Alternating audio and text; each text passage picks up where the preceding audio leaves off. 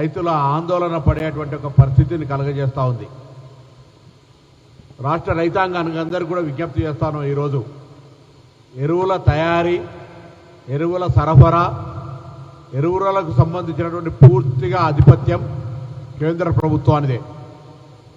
విద్య, వ్యవసాయము, త్రాగునీరు, ఇతరత్ర ఆరోగ్యము, ఇతరత్ర సబ్జెక్టులన్నీ ఫెడరల్ సిస్టంలో కేంద్రము రాష్ట్రము ఉమ్మడి సబ్జెక్టులుగా ఉంటాయి.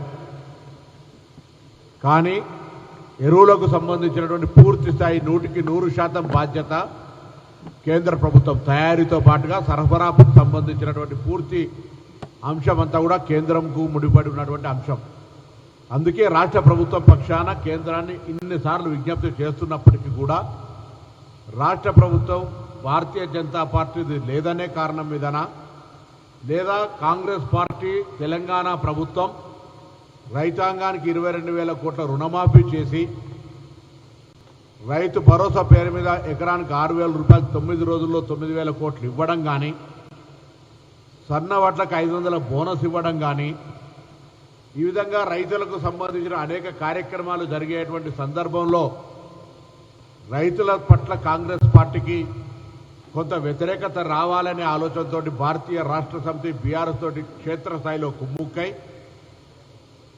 లేని అపోహలను సృష్టించి ముందస్తుగానే రైతుల లోపల ఒక ప్యానిక్ సిస్టమ్ క్రియేట్ చేయడం వల్ల కొంత ముందస్తు స్టాకులు పెట్టుకునేటువంటి కొంతమంది ఉత్సాహులైన రైతులతో కారణం కావచ్చు, ఇంకేదైనా కావచ్చు, ఈరోజు ఎరువులకు సంబంధించిన ఇబ్బంది ఉన్నమాట వాస్తవము, మేము కాదని అనడం లేదు. కానీ దీనికి బాధ్యత ఎవరైతే వహించాల్సిన వాళ్ళో నిమ్మకు నీరెత్తినట్టు మౌనంగా బాధ్యత రాహిత్యంగా వ్యవహరిస్తున్నటువంటి అంశాన్ని తెలంగాణ రైతాంగానికి చెప్పే ప్రయత్నం చేస్తూ ఉన్నాం.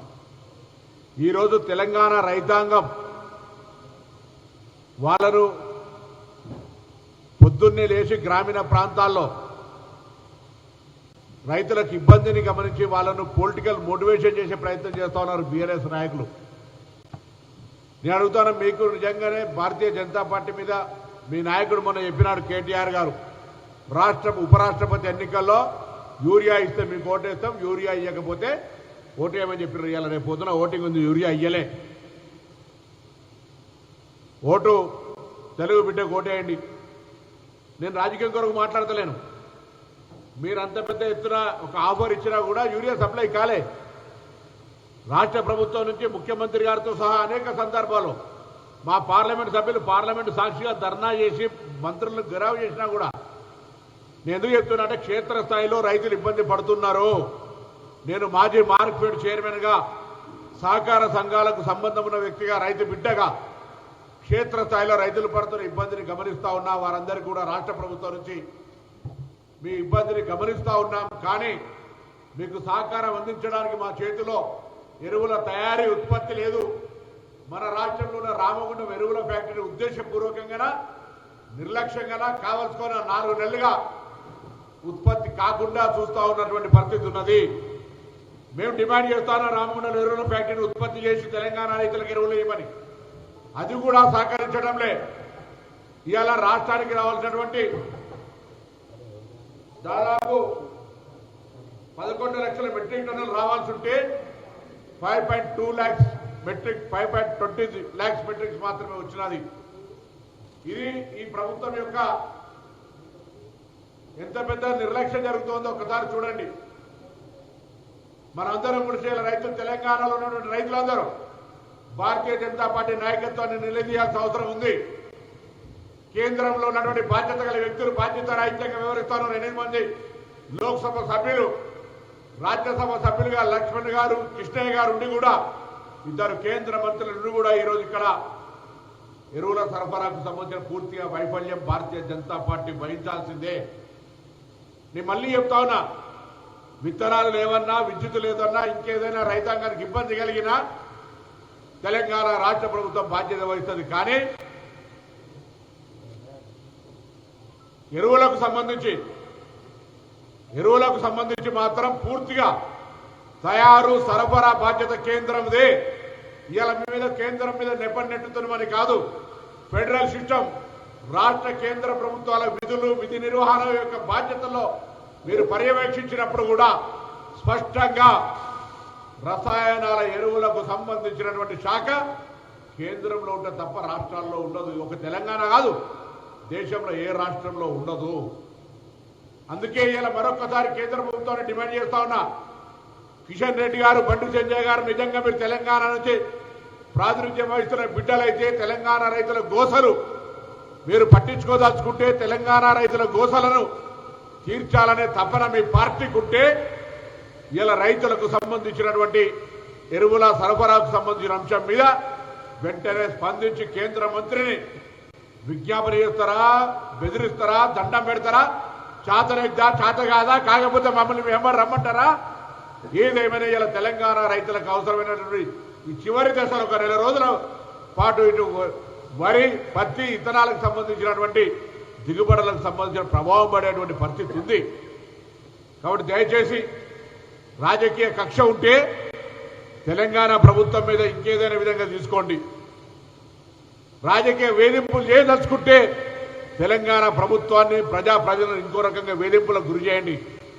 కానీ నేరుగా రైతుల మీద ప్రభావం పడుతూ, రైతులు ఇబ్బంది పడుతూ, రైతులు రోడ్ల పొట్టి తిరిగే పరిస్థితి రావడానికి కారణమైన బీజేపీ స్పందించకపోతే నేను రాష్ట్ర కాంగ్రెస్ అధ్యక్షునికి, ముఖ్యమంత్రి గారికి, మంత్రులందరూ కూడా కోరుకుంటున్నాం, త్వరలోనే భారతీయ జనతా పార్టీ వ్యతిరేకంగా కార్యాచరణ తీసుకొని ఎలా రైతుల సహకారంతో ఒత్తిడి తెచ్చే విధంగా చర్యలు తీసుకుంటాం. మంచి మాటగా సామధాన భేద దండోపాయాలుగా అనేక సందర్భాలు విజ్ఞప్తి చేసినాం.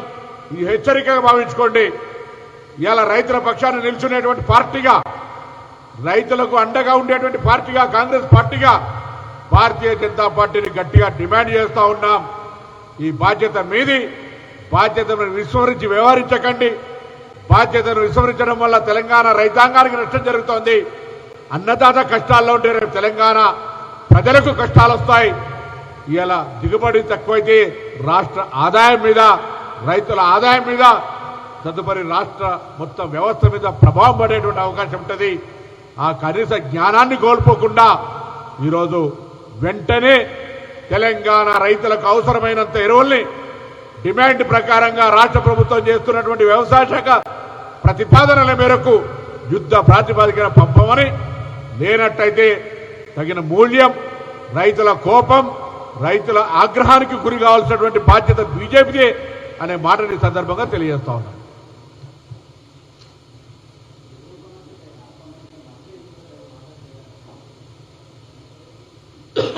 స్వయంగా ఢిల్లీకి వెళ్ళి కేంద్ర మంత్రులను కలవడం కావచ్చు, మంత్రులకు టెలిఫోన్ ద్వారా విజ్ఞప్తి చేయడం కావచ్చు, అధికారులతో సమీక్ష చేయడం కావచ్చు, అనేక సందర్భాల్లో వ్యవసాయ శాఖ మంత్రిగా వారు స్వయంగా మా పార్లమెంటు సభ్యులు 12 మంది పార్లమెంటు సభ్యులు, 8 మంది లోక్సభ, రాజ్యసభ సభ్యులు కలిసి అక్కడ పార్లమెంటు వేదికగా నిరసనలు చెప్తా ఉన్నారు, డిమాండ్ చేస్తా ఉన్నారు.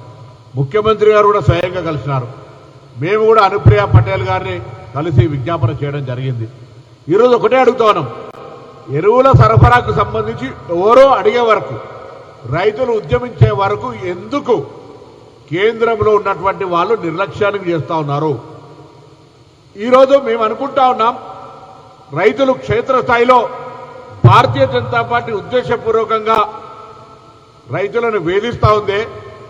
కాంగ్రెస్ ప్రభుత్వంకు రైతులకు పేరు రావడంతో దాన్ని ఏ విధంగా డిస్టర్బ్ చేయాలని ఒక ప్లాన్ చేసుకుందా అనేటువంటి ఒక అనుమానాలు కలుగుతూ ఉన్నాయి. లేనట్టయితే ఇది ఫెడరల్ సిస్టంలో రాజ్యాంగంలో రాజ్యాంగ స్ఫూర్తికి విరుద్ధం. రాజ్యాంగ స్ఫూర్తి చెప్తా ఉంది, దేశము రాష్ట్రము కలిసి నిర్వహించాల్సిన పనులకు సంబంధించి ప్రజలకు ఇబ్బందులు లేకుండా చూసే బాధ్యత ఉంటుంది.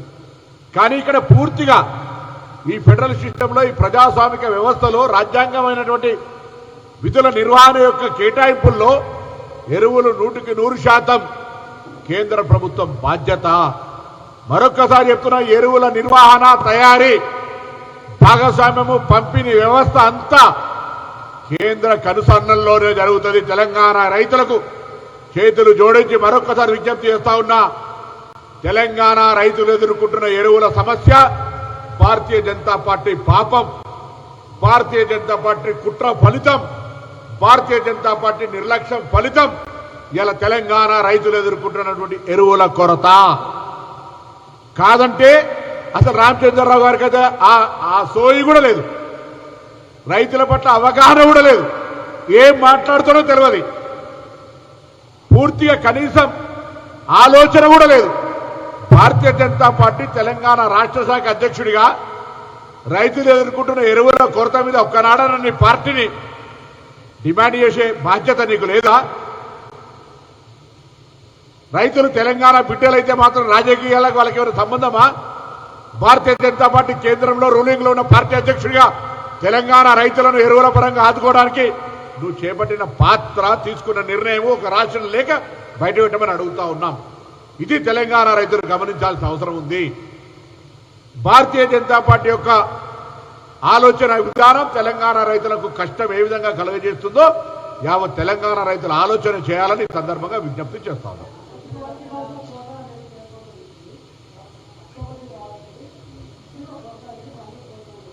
ఇప్పుడు కూలిచ్చి తన్నించుకునేవాడు ఉన్నాడు.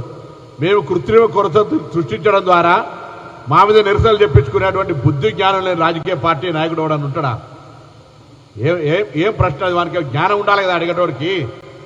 ఏ రాజకీయ నాయకుడికన్నా మేము ఎరువుల సరఫరాకు సంబంధించి వస్తున్నటువంటి సప్లైకి అనుగుణంగా సరఫరా చేస్తూ ఉన్నాం. క్షేత్రస్థాయిలో కొంత బీఆర్ఎస్ పార్టీ రైతుల్లో ప్యానిక్ క్రియేట్ చేయడం వల్ల అందుబాటులో ఉన్న రైతులు కొంత క్వాంటిటీ అడ్వాన్స్గా కొనడం కావచ్చు. మానవ సహజ ఉదాహరణ, పెట్రోల్ దొరకదంటే మనం 200 రూపాయలు పోసుకునేది 500 రూపాయలు పోసుకుంటాం. అటువంటి వాతావరణం కొద్దిగా రాష్ట్రంలో కలిగింది. దానికి అనుగుణంగా సఫిషియెంట్ ఎరువులు ఉన్నాయి, ఇబ్బంది లేదు అనేటువంటి ఒక పాత్ర, బాధ్యత భారతీయ జనతా పార్టీది అని అడుగుతున్నా. ఎంతసేపు నెపం మీద ఒకరి మీద నెట్టి నా సఫిషియెంట్ ఎరువులు ఉంటే నేను కృత్రిమ కొరత సృష్టించే ఎవడైనా రాష్ట్ర ప్రభుత్వంలో ఉన్నటువంటి అధికారంలో ఉన్నాడు అటువంటి పని చేస్తాడా? నేను భారతీయ జనతా పార్టీ నాయకుని అడుగుతాను. రామచంద్ర ఒక్క లేఖ రాసిండా? ఒక్కసారి ఎరువుల కొరత గురించి కేంద్రాన్ని డిమాండ్ చేసిండా? వాళ్ళ కేంద్ర మంత్రిని కలిసిండా? భారతీయ జనతా పార్టీ తెలంగాణలో లేదా? ఉంటే 8 మంది ఎంపీల పక్షాన ఎన్నడైనా కనీసం ఎరువుల గురించి అడుగుతూ ఉంటా కాంగ్రెస్ పార్టీ. అరే ఇలా రైతుల విషయంలో పార్టీలకు ఎందుకు ముచ్చట? కేంద్రంలో నువ్వు కదా ఎరువుల యొక్క పూర్తి బాధ్యత, తయారీ, నిర్వహణ, పంపిణీ వ్యవస్థ నీ దగ్గర ఉంది కదా కంట్రోలు.